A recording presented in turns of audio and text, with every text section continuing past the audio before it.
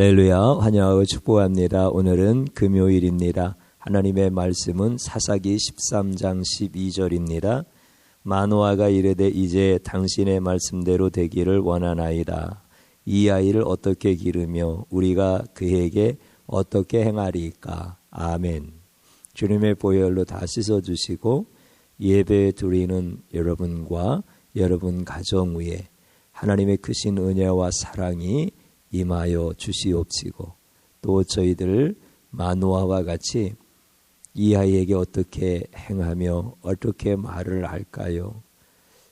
우리의 모든 인생 가운데서 자녀가 잘 되어지기를 바라는 마음, 또 영적으로 우리가 가르침을 받아야 될 때, 또 누군가에게 가르쳐줘야 할 때 우리는 이런 질문에서 자유롭지 못합니다.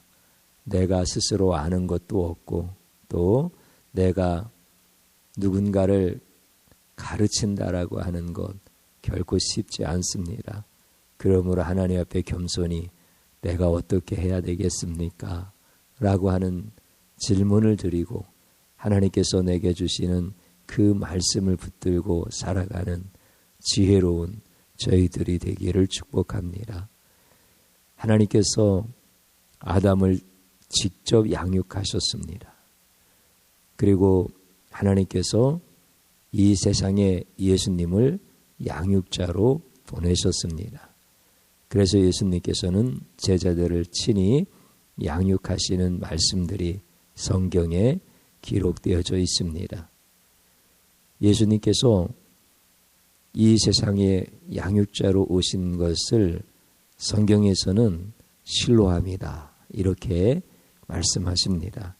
어떤 소경이 있었는데 예수님께서 그의 눈에 침을 뱉어 흙으로 이긴 것을 발라주시고 실로암 연못에 가서 씻으라 그랬더니 그 소경이 예수님의 말씀대로 실로암 연못에서 씻고 눈이 떠져서 밝아졌습니다.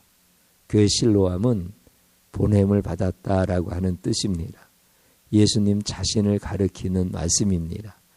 예수님은 이 땅에 양육자로 하나님께로부터 보냄받은 분이십니다. 그렇기 때문에 예수님은 이 땅에 오셔서 우리를 친히 양육하시는 유일하신 분입니다. 양육이라고 하는 것이 얼마나 중요합니까? 우리 인생을 돌이켜보면 한 사람이 태어납니다. 그리고 그 사람이 양육을 받습니다. 만약에 양육을 받지 못한다 그러면은 그런 사람을 가리켜서 사람 구실하지 못한다 이런 이야기를 합니다. 또 양육을 잘 받으면 그 사람은 아주 훌륭한 인생을 살게 되어집니다. 그러니 출생과 양육이라고 하는 것이 얼마나 중요합니까? 출생이 먼저 이루어져야 양육도 이루어지는 순서는 있지만 출생과 양육의 비중은 같습니다. 출생은 되어졌지만 양육을 받지 못하면 그 생명이 살지 못하고 죽게 되어집니다.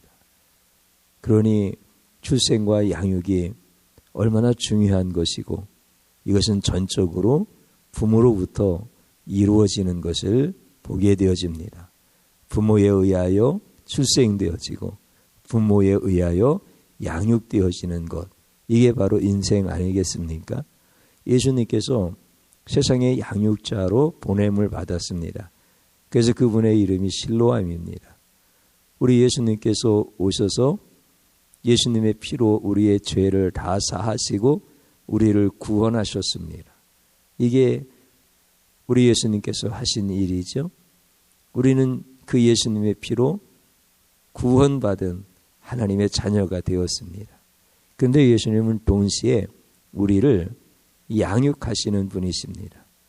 우리를 구원하시는 것으로 끝내지 아니하시고 우리를 친히 양육하시는 양육자입니다. 한 사람의 인생을 출생과 양육의 관점에서 볼 때 부모가 그 두 가지 일을 다 관여하고 책임지는 것처럼 예수님도 우리의 구원과 우리의 성화, 이것을 동시에 다 이루시는 분이 예수님이십니다. 그렇기 때문에 예수님이 나를 구원하심과 동시에 나를 하나님의 사람으로서 양육을 계속 해주시는 겁니다. 이 일을 위하여 이 땅에 오신 분이 바로 예수님입니다. 우리가 예수님의 피로 구원받은 것이 그렇게 중요하고 가장 중요한 것이라고 한다면 예수님에 의하여 양육되어지는 것, 이것도 구원과 같이 중요하고 그렇게 중요한 사건이다라고 하는 것을 우리가 이 시간에 꼭 기억해야 될 것입니다. 그렇기 때문에 구원과 성화, 구원과 양육, 이것은 오직 예수 그리스도로부터 시작되어진다는 것, 예수님만 그것이 가능하다라고 하는 것, 우리가 예수님을 믿어 예수님의 피로 구원받았는데 나머지는 사람들에 의하여 그 사람이 양육되어져서 훌륭한 하나님의 사람이 되어지느냐, 그렇지 않다는 거예요. 우리를 구원하신 분이 유일하신 예수님이시고 우리를 양육하시는 분도 유일하신 예수님이다라고 하는 사실입니다. 그렇기 때문에 예수님은 나의 구원자이심과 동시에 나의 양육자이십니다. 우리 예수님이 바로 그런 분이십니다. 그래서 갈비는 하나님을 아버지라고 이렇게 성경에도 기록되어져 있는 것을 신학적으로 하나님은 아버지시라 이렇게 말하면서, 그러면 교회는 뭐냐? 어머니다 이렇게 얘기해요. 하나님은 아버지시다. 그러면 어머니는 뭐냐라고 했을 때 어머니는 교회다. 이렇게 교회에 대한 것을 이야기합니다. 여러분들, 교회는 그리스도이잖아요. 예수님이에요. 건물이 교회가 아니라 예수님이 곧 성전이시고 예수님을 모신 우리가 바로 성전이고, 그래서 교회는 어머니다. 하나님이 아버지시고 교회, 예수님의 몸, 예수님의 영, 예수님의 영이 함께하는 곳, 예수님의 이름으로 두세 사람이 모인 곳, 교회, 이것은 우리를 양육하는 어머니다. 이렇게 신학적으로 우리에게 얘기하고 있습니다. 그러니까 예수님께서 우리의 양육자다라고 하는 것을 정확하게 말씀해 주시는 거예요. 우리의 구원이 예수님께로부터 말미암았으면 우리의 양육도 예수님께로부터 이루어진다라고 하는 그 사실을 오늘 이 시간에 꼭 기억하시고, 예수님이 나의 양육자이십니다, 예수님이 나의 구원자이십니다라고 하는 것을 우리는 잘 알고 그렇게 고백하고, 또 그 예수님의 권위를 인정하고 그 예수님이 하신 일을 찬양하는 것처럼 예수님이 나의 양육자이시다, 이것도 동일하게 우리가 고백해야 될 이런 고백이다라고 하는 사실을 이 시간을 통하여서 꼭 기억하시는 겁니다. 그래서 양육하시는 분이 예수님이시면 양육을 받는, 구원받은 나는 어떤 태도를 가지고 양육을 받아야 됩니까? 양육을 받는다라고 했을 때 우리가 집에서 부모님께 양육을 받고, 또 학교에 가서 선생님께 양육을 받고, 사회에 나가서 여러 사람들과 부딪히면서 우리가 양육을 받으면서 또 성장해 나갈 때 그 양육받는 자의 태도가 있지 않습니까? 그것처럼 예수님이 나의 양육자라고 하신다면, 내 인생의 양육자라고 하신다면 양육받는 나는 어떤 태도가 가장 중요한가라고 하는 것입니다. 우리는 그렇게 생각했습니다. 기도 열심히 해야 돼. 우리는 율법 정신을 따라서 율법을 잘 준행해야 돼. 우리는 봉사도 열심히 해야 되고 전도도 열심히 해야 되고, 이런 모든 신앙생활에 일련의 모든 사람들이 전부 다 양육에 대한 가장 기본적이고 훌륭한 태도다라고 이렇게 생각을 합니다. 틀린 것은 아닙니다. 그런데 그보다 더 근본적인 게 있습니다. 그거는 못하더라도 더 근본적인 것을 잘해야 될 것이 있습니다. 그게 뭐냐면 예수님이 나의 구원자이신 것을 인정함과 같이, 예수님이 나의 구원자이심을 인정함과 같이 양육자임을 인정하는 겁니다. 그러니까 나의 양육자로서의 예수님의 권위를 인정하는 겁니다. 그리고 예수님이 나의 양육자로서 하신 일들을 찬양하는 겁니다. 예수님이 나를 구원하신 것을 찬양하는 것처럼, 내가 공로 없을 때, 내가 자격 없을 때 나를 예수님께서 구원하신 것을 찬양하잖아요. 그 일을 찬양하잖아요. 그것처럼 나를 양육하시는 예수님, 그분의 양육하시는 일을 찬양하는 거예요. 우리가 이게 가장 중요한 거, 양육자로서 가져야 될 가장 중요한 태도예요. 성경을 잘 몰라도 괜찮아요. 기도를 조금 못해도 괜찮아요.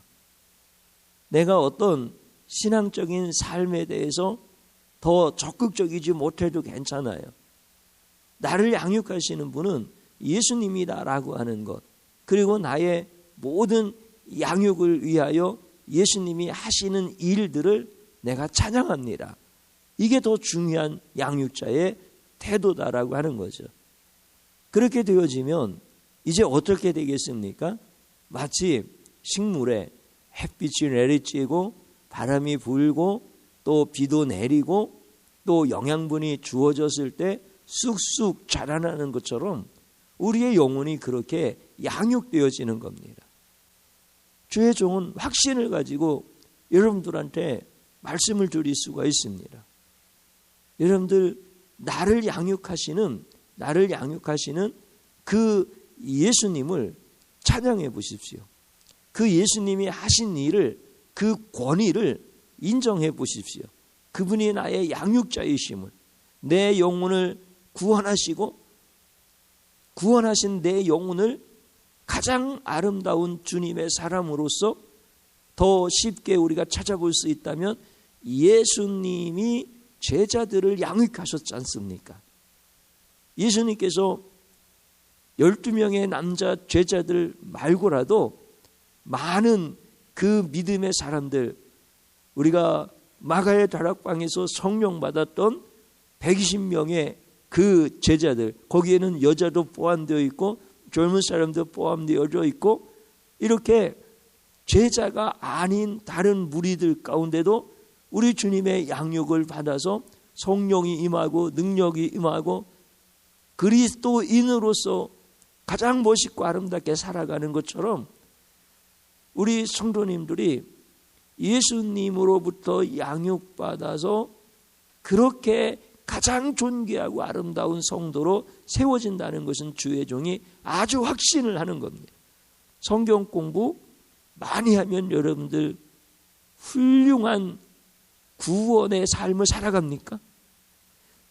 그러면 한국교회가 성경 공부가 부족해가지고 분열도 일어나고, 그 다음에 어떤 여러 가지 교회가 쇠퇴하고 성도들이 하나님을 떠나는 그런 일들이, 우리가 성경적 지식이 부족해서 그렇습니까? 우리가 다른 어떤 봉사와 또 다른 선교적 사업을 게을리해서 그렇습니까? 그렇지 않습니다. 오히려 그런 일들을 많이 했음에도 불구하고 그거에 대한 좋은 결과, 열매를 우리는 경험하지 못했습니다. 오히려 한국교회의 아름다운 결과가 일어났던 그 뿌리는 뭐였습니까? 그분들이 성경 공부했고, 그분들이 열심히 선교하고 나가서 전도하고 막 그런 일들을 했기 때문에 그렇습니까? 나를 가르치시는 분이 예수님이고, 나를 젖먹이시는 분이 예수님이시고, 나를 이끌어 가시고 나를 보호하시고 나를 책임져 주시는 분이 예수님이라고 하는 것 때문에 우리가 스승의 그림자도 안 밟으려고 하는 것처럼, 예수님 그러면은 나의 양육자로서의 그 예수님, 나를 구원하셨을 뿐만이 아니라 나를 가장 복되게 그렇게 이끌어 가시는 예수님, 그분 때문에 눈물을 흘리고, 그분 때문에 좋아하고, 그분 때문에 내가 드릴 게 없으면 머리칼이라도 잘라서 드리고 싶어 했고, 그분이 나의 양육자인 것을 그렇게 인정하고 감사했을 때 한국교회는 전무후무한 부흥의 역사를 하나님이 주시잖아요. 그런데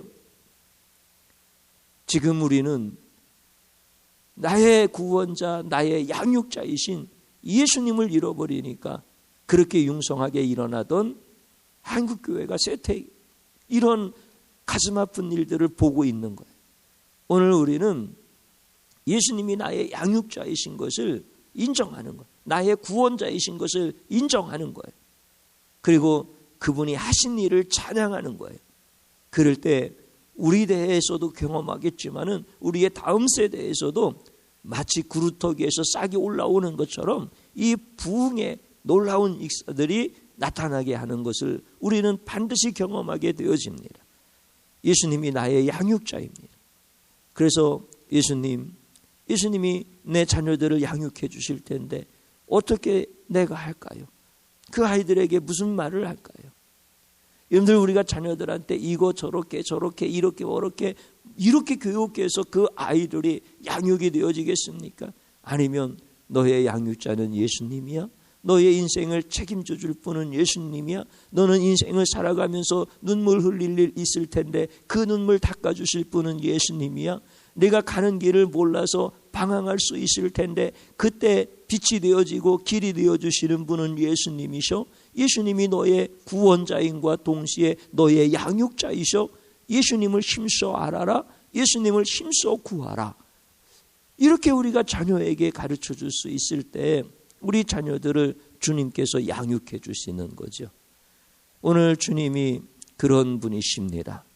그분을 좀 우리가 깊이 알았으면 좋겠습니다.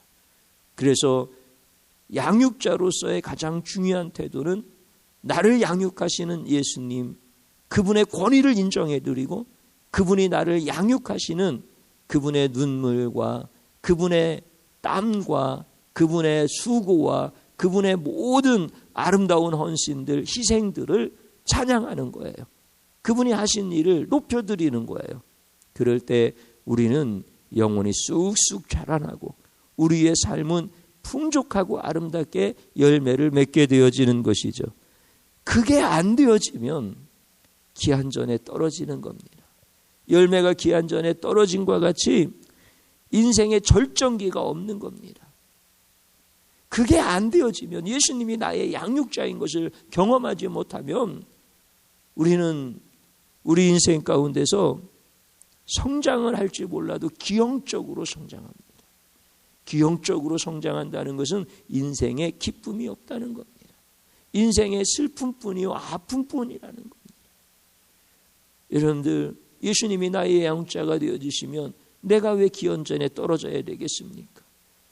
예수님이 내 자녀들의 양육자가 되어주시면 그 자녀들이 기한전에 왜 떨어지겠습니까? 그 자녀들이 왜 기형적으로 자라나겠습니까? 그 자녀들의 인생이 아플 리가 없습니다. 우리 주님이 양육자이신 겁니다. 그래서 예수님이 나의 양육자이심을 분명히 믿는다면 예수님 어떻게 할까요? 예수님께서 내 자녀의 양육자인 것을 분명히 안다면, 그것을 자녀들에게 가르치고 싶다고 한다면 예수님 자녀를 위해서 어떻게 할까요? 그래서 자녀들한테 내가 너한테 이렇게 지시한다라고 가르쳐주지 아니하고 예수님이 너에게 이것을 원하셔? 라고 이렇게 가르쳐줄 수 있는 부모, 그러면 그 자녀들은 기한전에 떨어지지도 아니하고 기형적으로 성장하지도 아니하고 우리 하나님이 주시는 그 놀라운 축복들을 다 경험하는 것입니다. 저를 한번 따라서 보십시오. 나의 양육자 예수님을 멀리하고 내 힘으로 살려고 했던 죄악을 용서하소서, 이렇게 회개하는 겁니다. 또 한번 따라 써주십시오. 나를 양육하시는 예수님을 사랑하고 찬양합니다. 아멘. 주님 한번 부릅니다. 주여 감사드립니다. 주의 영이 우리 가운데 함께 하셔서 내가 예수 그리스도가 나의 양육자이시고 내 가정의 양육자이시고 우리 자녀들의 양육자이신 것을 멀리하고 내 힘으로 살려고 했던 죄악을 용서하여 주소서. 예수님은 나를 구원하시고 나보고 스스로 성장하라고 말씀하지 않으셨습니다. 내가 스스로 구원받은 것도 아니고 내가 스스로 성장한 것도 아닙니다. 예수님이 나를 구원하시고 예수님이 나를 양육해 주셨습니다. 이것을 깨닫지 못하고 예수님이 하신 일을 인정도 못하고 예수님이 하신 일을 찬양도 하지 못했습니다. 이 죄악을 용서하여 주시고 이제 나의 양육자 되시는 예수님만 사랑하게 하시고 예수님만 높여드리게 하시고 예수님이 하신 일을 찬양할 수 있도록 은혜 베풀어 주옵소서. 우리 자녀들의 양육자 되시는 예수님, 이제 우리가 자녀들에게 예수님이 이렇게 말씀하셨어라고 가르칠 수, 그들에게는 모르는 그 비밀을 말해줄 수 있는 신령하고 영적인 부모들이 될 수 있도록 은혜 베풀어 주옵소서. 예수님 이름으로 기도드립니다. 아멘.